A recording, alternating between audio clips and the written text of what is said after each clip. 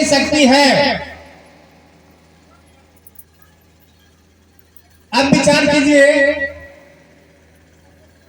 जितने लोग इस संसार में किसी भी देवी देवता की भक्ति करते हैं, बिना ज्ञान का भक्ति संभव है। बिना ज्ञान का भक्ति संभव है। भक्ति करने का तरीका भी गुरु सिखाते हैं। हमसे आपसे किसी का भक्ति हो जाए, किसी देवी देवता का पूजा पाठ हो जाए, यह समझ तो गुरु देते हैं। इसीलिए मानव के जीवन में गुरु की आवश्यकता है, और मानव के जीवन में गुरु की आवश्यकता है, इसीलिए मानव के बीच गुरु की बात कही जाती है।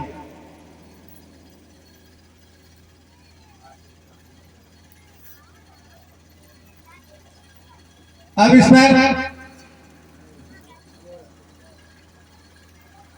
थोड़ा सा ध्यान दीजिएगा। आज तक हम खूब चर्चा किए,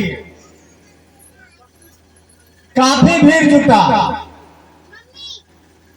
तालियां भी बजाई गई, लोग सम्मान भी दिया। क्या शिव का शिष्य हुआ?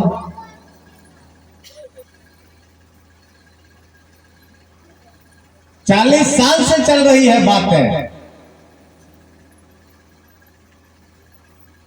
शिव का शिष्य हुआ, घोषणा हुई, चर्चाएं हुई, शिष्य नहीं हुआ। और चले थे हम लोग शिष्य बनाने के लिए। दूसरा सूत्र यही नहीं कह रहा है कि जाओ लोगों को शिव का शिष्य बनाओ। चले थे शिष्य बनाने के लिए, शिष्य बन ही नहीं रहा। काहे नहीं बन रहा है? जब चर्चा हमारे आपके द्वारा दिन रात हो रही है, हर घर में, गली मोहल्ले में, तो फिर शिव शिष्य नजर क्यों नहीं आ रहा?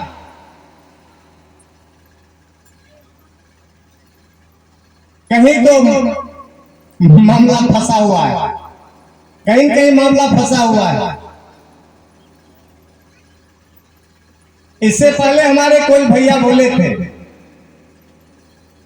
आपकी नियत क्या है? आप किस नियत से चर्चा का आयोजन रखते हैं? आप किस नियत से गुरु की बात कर रहे हैं? मैंने ये रखा,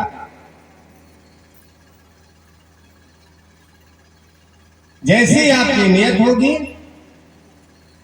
परिणाम वैसा ही आएगा। और इस मंच से कोई भी गुरु भाई या गुरु बहन आज स्पष्ट रूप से सुन लीजिए, ऐसा नहीं है कि हम बोल रहे हैं वो चीज हम पर लागू नहीं होगा। हम बोल रहे हैं हम पर भी लागू होगा। इसलिए शिव शिष्यता में हमेशा इतना ख्याल जरूर रखिए, अगर आप किसी को शिष्य नहीं बना पा रहे हैं तो शिष्य बनने से भी उसको मत रोकिए, जाने दीजिए उसको शिव शिष्यता की राह। क्योंकि मेरे पास जो समझ होगा, जो कुछ हमने अपने गुरु से सीखा, वही हम आपको दे सकता। कितना दिन सुन सुन के बात कहूंगा, सो बताइए। अभी हमारे भैया बोले थे, आप अपनी अनुभूति कब बताइएगा? और शिष्य का स्वानुभूति होती है।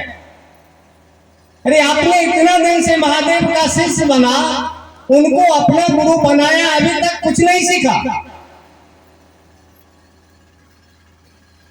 20 साल 25 साल से चर्चाएं कर रहे हैं, उनका शिष्य बने हुए हैं, कह रहे हैं कि ऐसी बात मेरे गुरु है और कोई परिणाम नहीं मिल रहा है, तो मत करिए काम को, छोड़ दीजिए इस काम को। जबकि गुरु पल प्रति पल अपने शिष्यों को समझाने का काम करते हैं। परिणाम नहीं मिला क्यों? इसलिए कि आज तक जितने भी भाई बहन हैं, चाहे हम हो या आप, केवल वाणी का ज्ञान देने का काम किया, लोगों को केवल वाणी में समझाने का प्रयास किया और ये सोच के समझाने का प्रयास किया कि मैं समझा रहा हूं और वो मुझ पर लागू नहीं होगा। ये नहीं चलेगा, शिव शिष्यता में नहीं होने वाला। काहे कि शिव शिष्यता में साहब पहले ही इंडिकेट कर दिए हैं कि शिव शिष्यता में आदमी गुरु नहीं होता है, यह महादेव गुरु होता है। शिव शिष्यता में आदमी गुरु नहीं है, यह महादेव गुरु। और जहां महादेव गुरु है वहां हमारी आपकी कुछ नहीं चलने वाली है। आज सोच लीजिए, क्योंकि शिव शिष्यता साहब ने शुरू किया। इस शिव शिष्यता में वही सब कुछ है, अनवरत वही रहेंगे। बस हमको आपको एक शिष्य के रूप में अपने दायित्व पर खड़ा रहने का प्रयास कीजिए। साहब बार बार कहते थे कि शिव शिष्यता में बाह्य आडंबर की कोई आवश्यकता नहीं है। शिष्य बनने के लिए केवल अस्थाई शिष्य भाव की अनिवार्यता है, यानी अस्थाई शिष्य भाव। और जब तक हमारे आपके अंदर अस्थाई शिष्य भाव नहीं होगा, मैं लिख कर दे देता हूं, शिष्य नहीं हो पाइएगा। और अस्थाई शिष्य भाव के लिए बस अपने संकल्प पर खड़ा रहिए कि जो साहब ने दिशा निर्देश दिया, जो गुरु ने आदेश किया, अभी जो हम आप बैठे हुए हैं गुरु का आदेश है। 2 सूत्र साहब का दिया हुआ है, दया मांगना, नमः शिवाय से प्रणाम करना, ये हम घर पर भी कर रहे हैं। लेकिन ये जो दूसरा सूत्र अभी जो हम आप गुरु की बात कर रहे हैं, ये सीधा गुरु का आदेश है। और गुरु का जो आदेश होता है वो शिष्य के लिए सर्वोपरि होता है, इस बात जान लीजिए। और इतिहास गवाह है, ग्रंथ पुराण शास्त्र ऋषि मुनि सारे लोग एक मत से इस बात को स्वीकार किया कि जिसने गुरु के आदेश में खड़ा रहा, अरे गुरु में तो उतनी शक्ति है जो अपने शिष्य को भगवान बना सकता है। भगवान आपको भगवान नहीं बना सकता है, भगवान आपको वरदान दे सकता है, धन दे सकता है। अगर आपकी पहुंच, आपकी तपस्या अगर उनकी तक पहुंच रही है तो आप जो मांगिएगा वह वो आपको दे देंगे। इसीलिए इनका एक नाम शिवदानी भी है, यानी खुद को भी दान हो जाते हैं। दान देने पर इनको ख्याल नहीं रहता है कि हमारा भक्त हमसे मांग क्या रहा है। मांगा था रावण ने, कहा सरकार हमको आने में दिक्कत होता है, आप लंके चलिए। एक बार भी हिचकी नहीं आया, कहा ठीक है चलो हम तुम्हारे साथ चलते हैं। इसीलिए कहा गया कि शिवदानी यानी अपने आप को भी दान कर देते हैं। गुरु आपको दान की सामग्री तो देंगे ही, लेकिन पहले आपको समझ देते हैं। यही अंतर है गुरु और भगवान में। जब भगवान आपको दान दे सकता है, गुरु के पास तो वो खजाना है जो आपको कुछ बना सकता है। नहीं बनाया, अभी कपिल भैया बोले थे ना, केवल गुरु के आदेश में खड़ा रहा भगवान श्री राम और उनको भगवान बना दिया। दुनिया भगवान का रहा है आज पुरुषोत्तम श्री राम जी को। कृष्ण ने खड़ा रहा अपने गुरु के आदेश में, दुनिया के समक्ष साबित कर दिया कि वो भगवान है, उनको भगवान बना दिया। गुरु में उतनी क्षमता है, उतनी ताकत है। आज जो साहब इस कलिकाल खंड में आके यह उद्घोष किया कि चलिए एक एक व्यक्ति शिव का शिष्य बनिए, क्यों? आज तक जो हम आप काम कर रहे हैं वह अज्ञानता में कर रहे हैं, अंधकार में कर रहे हैं, अंधविश्वास में कर रहे हैं। अंधकार और अंधविश्वास से ऊपर उठने के लिए साहब ने अलग लगाया कि चलिए उस महादेव की आप शिष्यता ग्रहण कीजिए, वह आपके अंदर ज्ञान देने का काम करेंगे। और जब मानव के जीवन में ज्ञान होगा तब आपका विकास होगा, तब आपके अंदर समझ, ज्ञान, विवेक जगेगा। तब आपको समझ में, हमको आपको समझ में आना शुरू हो जाएगा कि हम क्या है। अभी तो अपने आप की समझ नहीं है, तो आप ईश्वर की समझ कहां से ले रहे हैं भाई साहब, सुन कह दीजिए।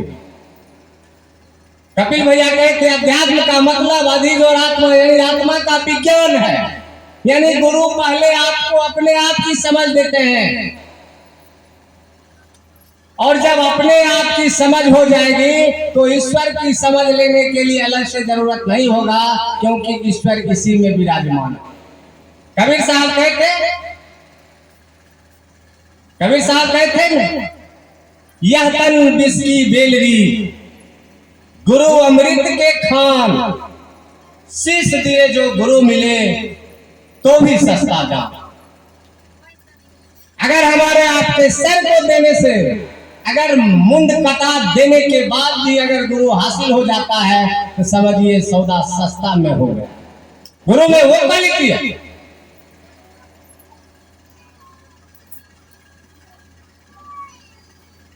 केवल हवाई बात करने से काम नहीं चलेगा।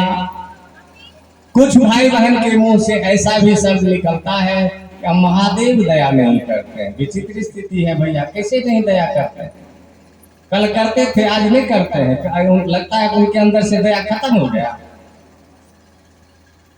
चलने वाले गुरु भाई, पुराने से पुराने गुरु भाई गुरु बहन के मुंह से आवाज निकलता है कि महादेव तो दया करे छथिन, लेकिन पहला सनक की बोले हो महादेव के पास दया खत्म है। लेकिन अरे जिस समय आप शिव को गुरु बनाए थे, आपका मन साफ था, निश्चल था।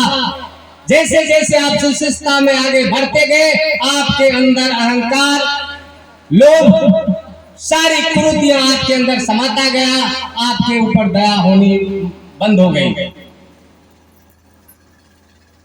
गुरु कैसे दया बंद कर देंगे? ये नहीं होगा। गड़बड़ी हमारे आपके पास।